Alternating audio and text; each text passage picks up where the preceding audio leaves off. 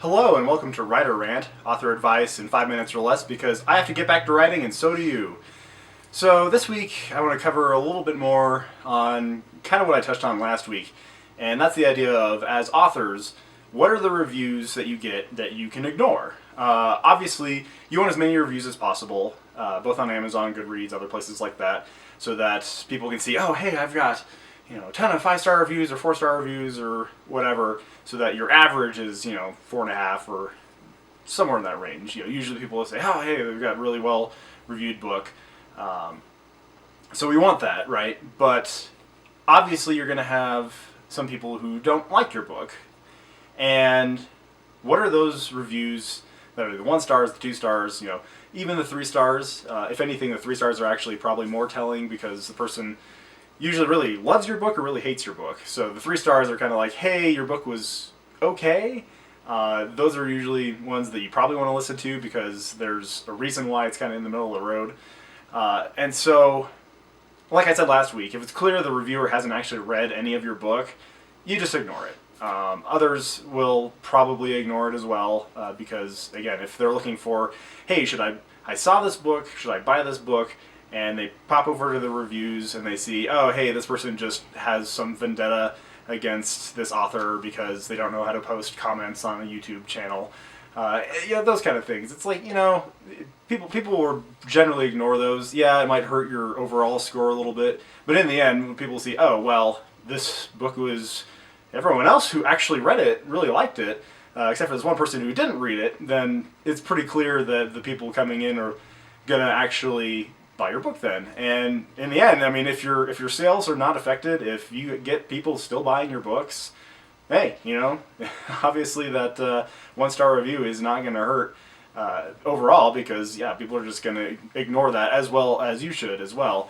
And so along those lines, sometimes even the 5-star and 4-star reviews aren't as helpful either, because they could just be like, hey, great book, like a 1-line, 1-sentence type of review, and while it's great to get those and it helps bump up your average, like, does it really help anyone who's looking to buy the book? It's like, hey, somebody thought it was great.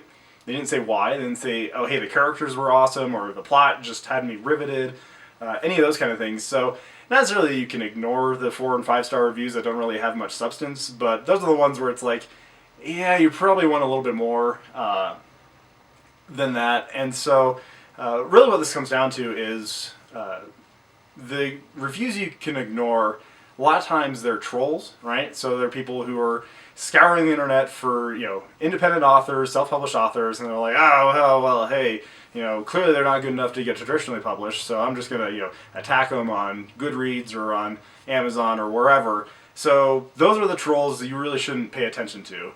And even if you do get a review who is like, hey, they really didn't like it, they give you 1 star, and then they kind of list out why they don't like it, that at least has some constructive criticism, again, depending on kind of how it's structured.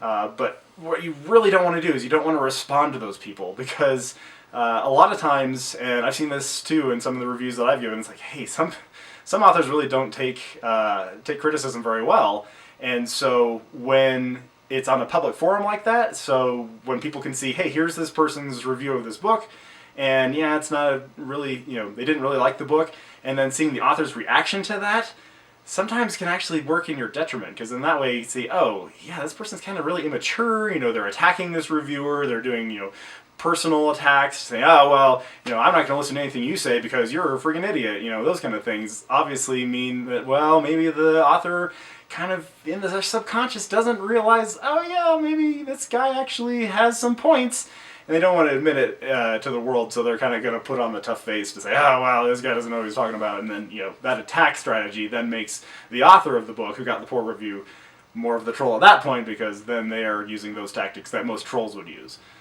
So yeah, what about you authors out there? Have you got some bad reviews over the years, or over the month, or however long you've had your book out? Which ones have you ignored? Which ones have you paid attention to? By all means, drop a comment below. Let's talk about it. We'll have a conversation here on YouTube. And so yeah, if you have anything else that bugs you, drop a comment below and we'll cover it in a future episode. And thanks for watching this episode of Writer Rant. I'm Benjamin M. Weilert.